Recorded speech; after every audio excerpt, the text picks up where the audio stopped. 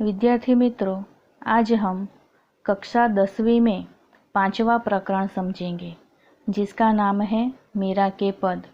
और इस पद्य का साहित्य प्रकार है पद और इसकी रचना की है मीराबाई ने। मीराबाई का जन्म सन 1498 और निधन 1563 में हुआ था। श्री कृष्ण प्रेम की अनन्य गायिका मीरा का जन्म मेड़ता जिला जोधपुर के निकट कुड़की नामक गांव में राव रतन सिंह राठौर के यहाँ हुआ था। 2 वर्ष की उम्र में उनके दादा दूधाराव उन्हें मेड़ता ले गए, क्योंकि मीरा की माँ का देहावसान हो गया था। दूधाराव स्वयं वैष्णव भक्त थे। उस परिवेश के प्रभाव स्वरूप मीरा बचपन से ही कृष्ण भक्ति की ओर उन्मुख हो गई। इनका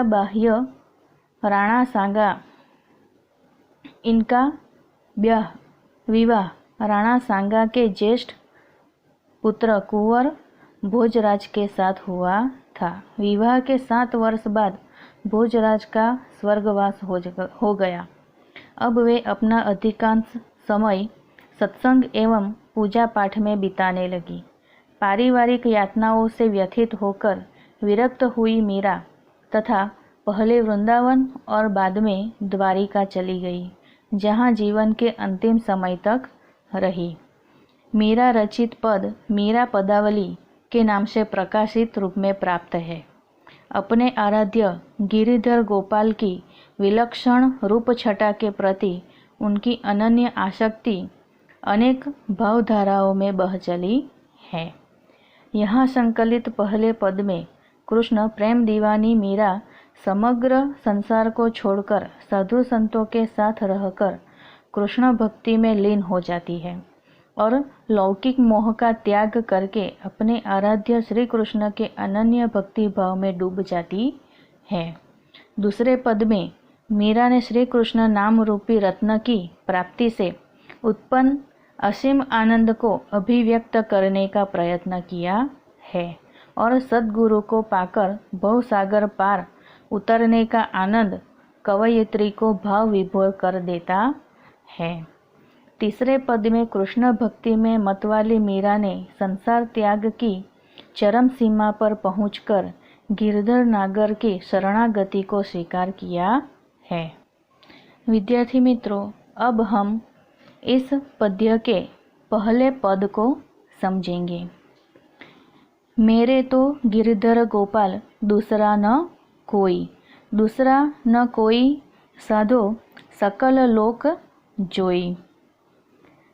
यहाँ मीराबाई कहती है कि जिसने गिरी यानी पर्वत को उठा लिया था, गिरिधर, इसीलिए उनका वह नाम पड़ा है।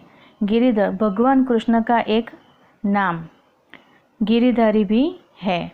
वृंदावन में गोवर्धन नाम का एक पर्वत है। पुराणों के अनुसार कृष्ण ने एक बार इंद्र के कोप से व्रज भूमि की रक्षा करने के लिए गोवर्धन पर्वत को अपनी उंगली पर उठा लिया था, इसीलिए उनका गिरधर या गिरिधरी नाम पड़ा है। इसीलिए मीराबाई कहती है कि जिसने गिरी यानी पर्वत को उठा लिया था, वही श्री कृष्ण मेरे जीवन के एकमात्र आधार है। हे महानुभावों, मैंने सारा संसार छान मारा, श्री कृष्ण के अतिरिक्त मेरा कोई दूसरा नहीं है।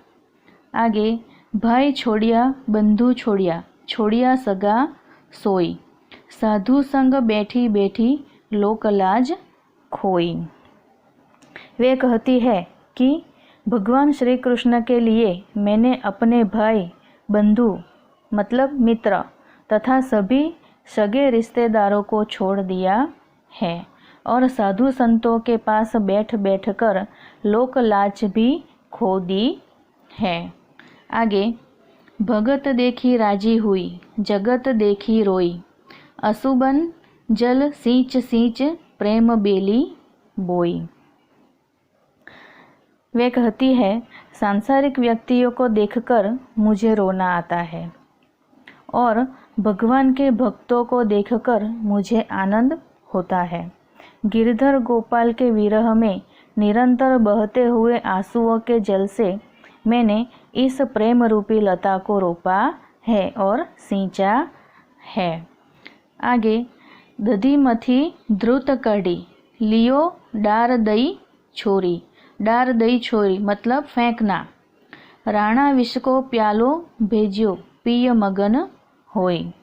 वे कहती है कि जैसे दही को मथकर घी निकाल लेने के बाद मथानी को एक और रख दिया जाता है। मथानी मतलब जिसके द्वारा दही में से माखन निकाला जाता है, वो साधन, उसे एक और रख दिया जाता है। वैसे ही मैंने इस भवसागर का मंथन कर श्री कृष्ण के प्रेम रूपी सार तत्वों को एकत्र कर लिया है और सांसारिकता को किनारे रख दिया है। मीरा कहती है कि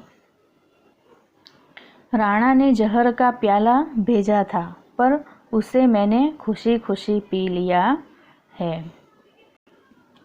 आगे, अब तो बात फैल गई जाने सब कोई, मीरा राम लगन लाणी लागी, होनी होई सो होई। वह कहती है कि अब तो श्री कृष्ण से उनके प्रेम की बात चारों ओर फैल चुकी है और इस बात की सबको जानकारी हो गई है। मीराबाई कहती है कि अब तो भगवान से उनकी लगन लग गई है, जो होना होगा वही होगा। विद्यार्थी मित्रों, इस प्रकार पहले पद में मीराबाई ने गिरधर गोपाल को ही अपने जीवन का आधार बना लिया है। वे अपने भाई बंधु सगे संबंधियों को त्याग कर ईश्वर के शरण में आ गई है। उन्हें साधु संतों की संगति में बैठने में कोई लाज शर्म नहीं है। उन्हें ईश्वर से लगन लग गई है। वे कहती है कि अब जो होना हो वह हो।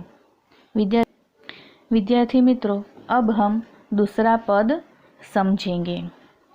पायो जी मैंने राम रतन धन पायो। मीराबाई कहती है कि मैंने ईश्वर रूपी रत्न प्राप्त कर लिया है। आगे, वस्तु अमोलक दी मेरे सदगुरु, कर कृपा अपनायो। अर्थात मेरे सदगुरु ने मुझ पर कृपा करके यह अनमोल रत्न मुझे दिया है। मैंने यह अनमोल रत्न अपना लिया है। आगे, जन्म जन्म की पूंजी पाई, जग में सबे खुआयो। अर्थात मैंने इस संसार में अपनी लाज त्याग दी है और अब जन्म जन्मांतर की यह पूंजी पा ली है। आगे, खर्चे नहीं कोई चोर न लेवे, दिन दिन बढ़त सवायो। वे कहती है यह ऐसी पूंजी है जो न तो खर्च होती है और न कोई चोर इसे चुरा सकता है। इतना ही नहीं, इसमें रोज सवाई वृद्धि होती रहती है। आगे, सत की नाव खेवटिया, सदगुरु भवसागर तरी आयो। मीराबाई कहती है कि सच्चाई की इस नाव पर सवार होकर मैंने अपने सदगुरु रूपी खेवनहार के साथ मतलब परमात्मा के साथ संसार रूपी सागर पार कर लिया है। भक्ति के साथ भक्ति रूपी मार्ग पे चल के मैंने यह संसार रूपी सागर पार कर लिया है। आगे, मीरा के प्रभु गिरधर नागर, हरखी हरखी जस गायो। मीरा खुश होकर अपने भगवान कृष्ण का गुणगान करती है। इस प्रकार ये दूसरे दोहे में मीराबाई के लिए ईश्वर की भक्ति किसी अमूल्य रत्न की भांति है। इस रत्न को पाकर वे अत्यंत प्रसन्न है। वे ईश्वर की भक्ति को जन्म जन्मांतर की ऐसी पूंजी मानती है जो निरंतर अधिक से अधिक बढ़ती ही जाती है। सदगुरु की कृपा से वे भवसागर पार कर आई है और ईश्वर का गुणगान करते नहीं थकती। अब हम तीसरा पद समझेंगे। पग घुंघरू बांध मीरा नाची रे पग घुंघरू। मीराबाई भगवान कृष्ण के प्रेम में दीवानी हो गई है। वे अपना सब कुछ भूल गई है। वे अपने पैरों में घुंघरू बांधकर भगवत भक्ति में लीन होकर नाच रही है। आगे, लोग कहे मीराबाई बावरी, सास कहे कुलनासी रे। लोग मीराबाई का यह रूप देखकर कहते हैं कि वह पागल हो गई है। मीराबाई की सास कहती है कि वह उनके कुल का अस्तित्व समाप्त करने वाली कुलनाशिनी है। आगे, जहर का प्याला राणा जी ने भेजा, पीवत मीरा हंसी रे। यह सब देखकर राणा ने मीराबाई को मारने के लिए जहर से भरा हुआ प्याला उनको भेजा, पर मीराबाई निश्चिंत होकर वह जहर भी हंसते हंसते पी गई। आगे, मैं तो अपने नारायण की हो गई आप ही दासी रे। मीराबाई कहती है कि उन्होंने अपने आप को भगवान श्री कृष्ण को समर्पित कर दिया है और वे उनकी दासी बन गई है। आगे, मीरा के प्रभु गिरधर नागर, बेग मिलो अविनाशी रे।